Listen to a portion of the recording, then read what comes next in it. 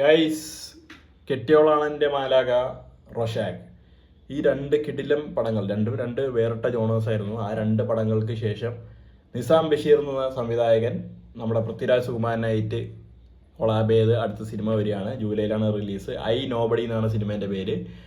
പൃഥ്വിരാജ് സുകുമാരനും പാർവതി തിരുവോത്ത് അവർ രണ്ടുപേരാണ് main lead ചെയ്തിരിക്കുന്നത്. Music JXP ആണ്.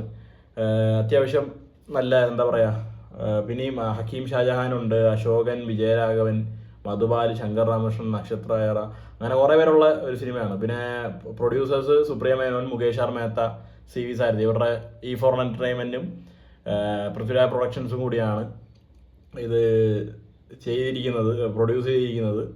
Writer Sameer Abdul, DOP Dinesh Purushothaman, editor Ramees Mujeeb. Ramees MB, sorry, Ramees Mujeeb എൻ്റെ ഒരു ഫ്രണ്ടാണ്, സോറി. Music JXP Joy. അങ്ങനെ ഇഷ്ടംപോലെ ആൾക്കാരുണ്ട്.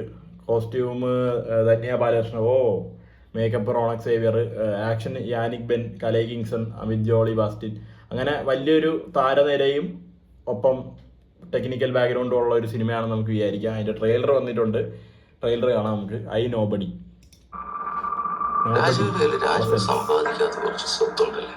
എല്ലാരും കൂടെ അധ്വാനിച്ചൊരു മുതൽ സാറിന് സ്വന്തമായിട്ട് വീഴണമെന്ന് വിചാരിച്ചാ അത് കുറച്ച് കൂടുതലല്ലേ സാറേ?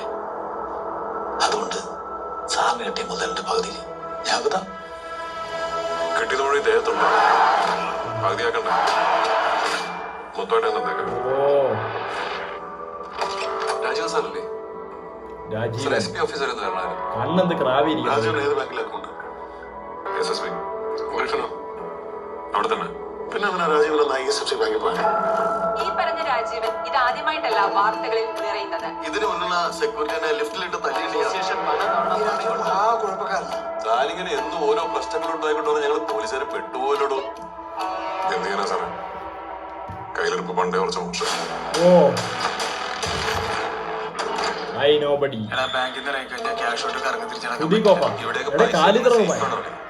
അശോകൻ ചേട്ടൻ 2 ദിവസമായിട്ട് മരുന്ന് കുറേ ആളൊക്കെ സാർ. കാലിദ്രമായി ഇതില് ഡ്രൈവർ ചേട്ടനാട്ടോ. ഓഫീസിലൊക്കെ പരാതിയില്ല, വീട്ടിൽ കയറാൻ ഇച്ചിരി ടെൻഷൻ കൊടുത്താലോ?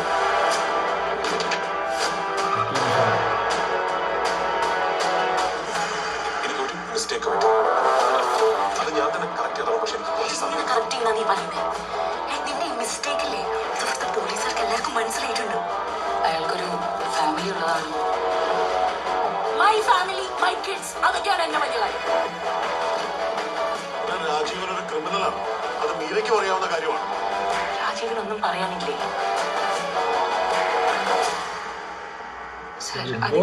എന്താണെങ്കിലും ഞങ്ങൾക്കൊന്നും അറിയില്ല. അയാളോട് കൂടുതൽ അബദ്ധങ്ങളൊന്നും കാണിക്കാതെ സറണ്ടർ ചെയ്യാൻ പറഞ്ഞു. പപ്പയുടെ കൂടെ അടികൂടാൻ വന്നവരായിരുന്നു. ഇപ്പൊ ജീവനോടില്ല.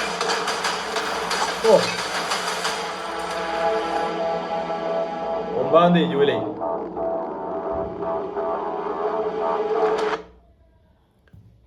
എന്റെ പൊന്നു, എന്തൊക്കെയോ ട്രെയിലറേ, എന്തൊക്കെയൊക്കെയോ പ്രശ്നങ്ങൾ, എന്തൊക്കെയൊക്കെയോ സംഭവങ്ങൾ. പുള്ളി എന്തൊക്കെയൊക്കെയോ ചെയ്യുന്നു. അത്യാവശ്യം അടി പരിപാടിയൊക്കെ ഉണ്ട്. എന്നാൽ ഫാമിലി മാനാണ്. ഇത് ഇങ്ങനെയാണോ ട്രെയിലർ കട്ടിയ? ഇതിൽ പരം കാര്യങ്ങളൊന്നും അവർ പറഞ്ഞിട്ടില്ല.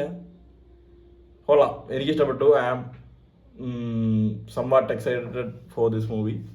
എന്തായാലും സിനിമ വരട്ടെ. സിനിമ വന്നിട്ട് നമുക്ക് പറയാൻ പറ്റില്ല കേട്ടോ ഇനിയിപ്പോൾ ഏത് തരത്തിലാണ് സിനിമ. ഞാൻ മുൻകൂട്ടി കോഞ്ഞടിക്കുന്നൊന്നുമല്ല. നമുക്ക് ഇന്നത്തെ കാലത്തെ സിനിമയാണ്, എല്ലാവർക്കും അറിയാം.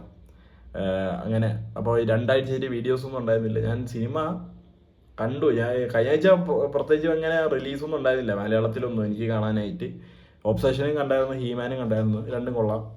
എൻ്റെ വീഡിയോ ഇടാൻ പിന്നെ തോന്നിയില്ല, വേറെ കുറച്ച് തിരക്കും കാര്യങ്ങളൊക്കെ ആയിരുന്നു. അപ്പോൾ നിസാം ബഷീർ അടുത്ത എന്തോ സംഭവമായിട്ട് വന്നിട്ട് ഇത് എന്തോ കുറച്ച് മിസ്റ്ററി എലമെൻസ് ഒക്കെ ഉള്ള ഒരു ത്രില്ലർ പോലെയാണ് എനിക്ക് കണ്ടപ്പോൾ തോന്നിയത്. സിനിമ വരട്ടെ. എനിക്ക് എവിടേക്കൊക്കെയോ നല്ലൊരു സിനിമ ഉണ്ടാകാൻ പോകുന്നു എന്നുള്ളൊരു പ്രതീക്ഷ. രാജുവേട്ടനൊരു തിരിച്ചുവരവ് വേണം ആക്ടിങ് ആയിട്ട്. ലൈക്ക് എന്താ പറയുക, വിലായത്ത് ബുദ്ധേൻ്റെ ഒക്കെ ഒരു ക്ഷീണം മാറ്റോടെ. ഖലീഫ വരുന്നുണ്ട്, അതോടെ ആയിരിക്കും.